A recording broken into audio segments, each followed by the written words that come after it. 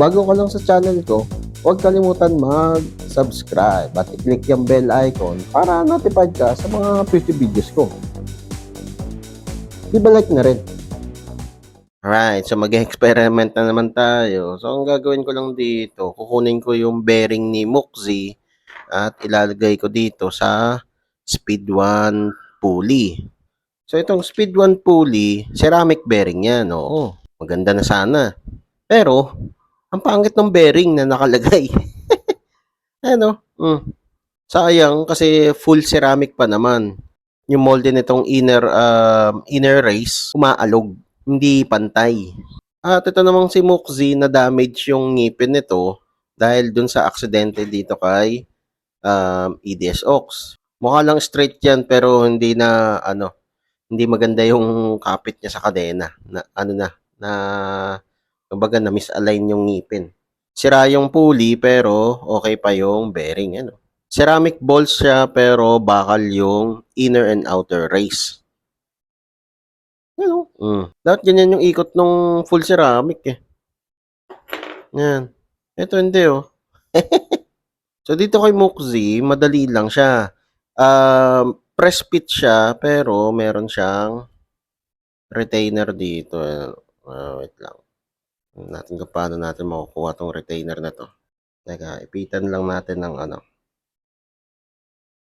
And, yun, tanggal na yung retainer. Tapos, pwede na natin siyang itulak palabas.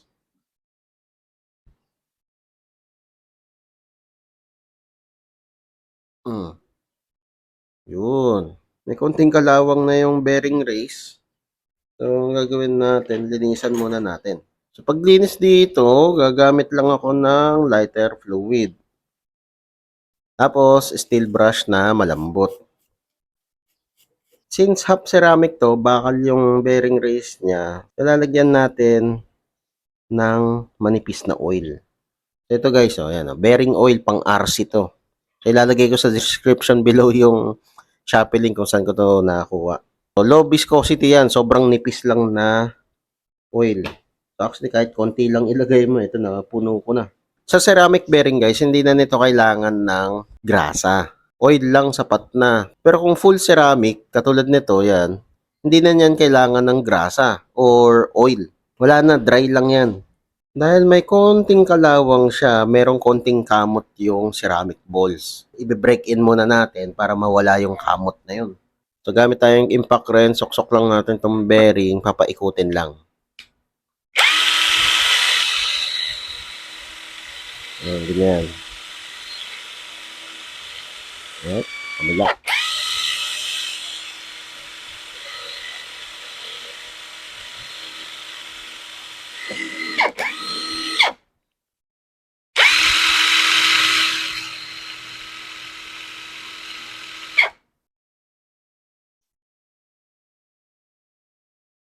Yun. Ito, okay na yung bearing nito. Ready na yan. And then, ito naman, ay tatanggalin natin.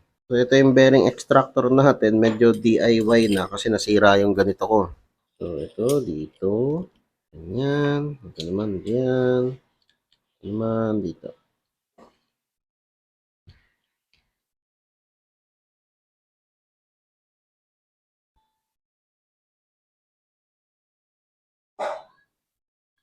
Tapos, ikot natin to para itulak niya. Ikot lang, hindi nakasentro. Yun.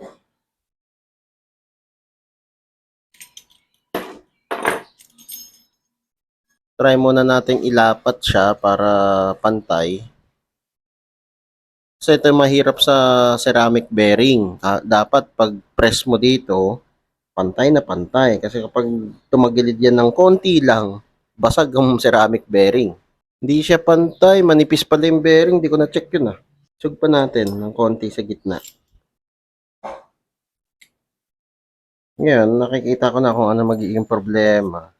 Mukhang hindi natin magagamit yung cups nito. Hindi nga.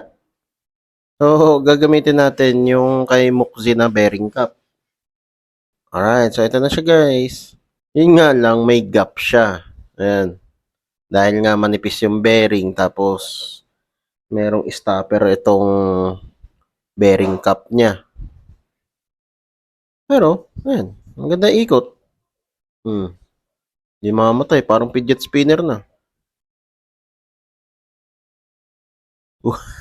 Tagal mamatay, oh. Oh, yun. Lagay natin dito kay EDS. Testing natin. Ang tining ng ikot, oh. Ngayon, dapat malambot na yan. Yes, sir. Yan nga, malambot na. Ayan, sumusunod.